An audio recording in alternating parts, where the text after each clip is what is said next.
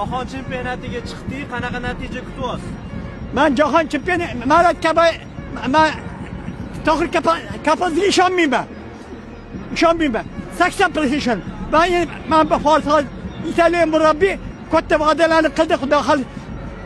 Ana Paraguay maraga xuddi uraman. Lekin O'zbekiston o'zini guruhga chiqadi, boshqa chiqolmaydi, sinadi. Chunki Yaponiya, Koreya, Avstraliya tut.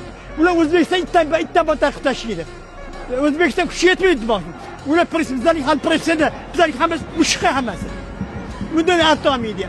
Hali bizlar Jahon chempionatiga borish uchun prezident murabbiy, kuchi professionalni o'yinchilar kerak. Bizda bunaqa o'yinchilar yo'q bizda.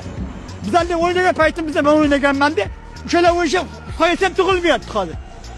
So'yasam yo'q. So'yas tug'ilsam to'pim osmonga ko'taradi. Hozir chunki o'xshaydi o'yinchi so'yasam yo'q bizda O'zbekistonda. Siz qaysi komandada o'ynagansiz? Nechinchi yil Paxtakorda o'ynaganman.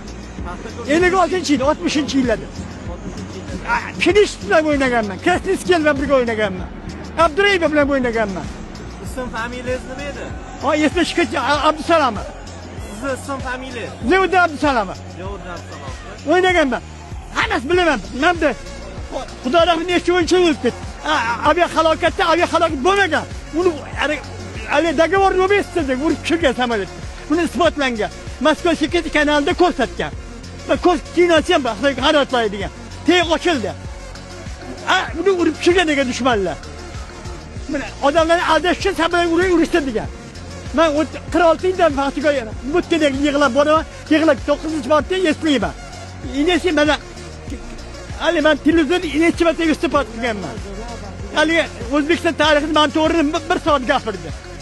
Har yili intervyu beraman Paxtakorga o'lganiga.